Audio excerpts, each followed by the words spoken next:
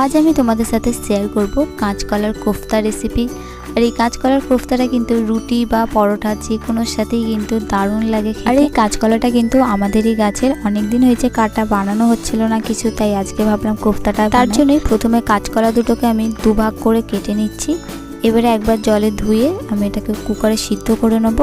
আর এখানে আমি দুটো আলুও কিন্তু দিয়েছিলাম, 1 চামচ হলুদ আর একটু জল দিয়ে আমি এটাকে সিদ্ধ করে নেব। এখানে কাঁচকলা আলুটা সিদ্ধ হয়ে গেছে, একটা বাটিতে ঢেলে কিছুক্ষণ ঠান্ডা করে নিয়ে আমি কাঁচকলা আর আলুটা ছাড়িয়ে নেব। তারপরে এটাকে আমি একটা কাঁটা চামচের সাহায্যে ভালোভাবে ম্যাশ করে নিচ্ছি। তারপরে দিয়ে দিচ্ছি পেঁয়াজ কুচি, কাঁচা লঙ্কা আর কিছু মশলা দেবো।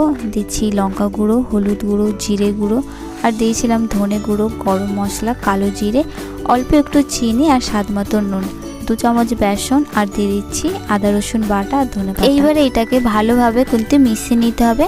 আর একটা কথা বলে দিই, আমি এখানে এই যে কাঁচকলার কোফতার বড়াগুলো পেঁয়াজ আর আদা রসুন দিয়ে ভাজবো, কিন্তু যখন আমি গ্রেভি বানাবো তখন কিন্তু আমি পেঁয়াজ আদা রসুন দেবো না, ওটা আমি নিরামিষ বানাবো, কারণ ওইভাবে গ্রেভি বানালে আমার বেশি ভালো লাগে খেতে।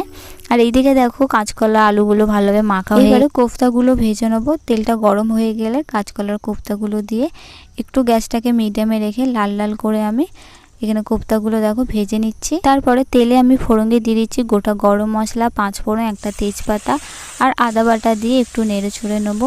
আদার কাঁচা গন্ধটা চলে গেলে আমি দিয়ে দিচ্ছি 2টো টমেটো কুচি, এটাকেও একটু নেড়ে চড়ে সব রকম মশলা দিয়ে দেবো।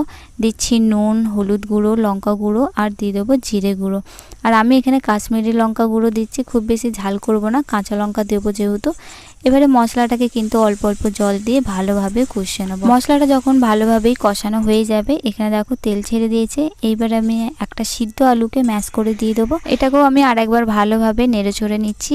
আলুটা দিচ্ছি গ্রেভিটা যেন একটু ঘন হয়। এইবারে দিয়ে দেবো পরিমাণ মতো জল।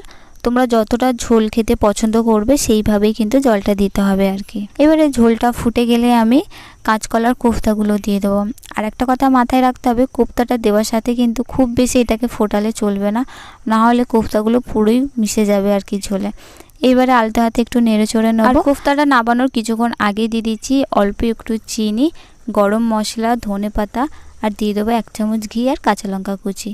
এবারে এটাকে আমি নামিয়ে নেবো। আর আমি এখানে কোফতাটা একটু শুকনো শুকনো, আর এইভাবেই কিন্তু আমাদের কাঁচকলার কোফতা একদম রেডি। আর এটা গরম ভাতের সাথে খেতে কিন্তু দারুণ লাগছিল। এইভাবে একবার বাড়িতে ট্রাই করতে পারো।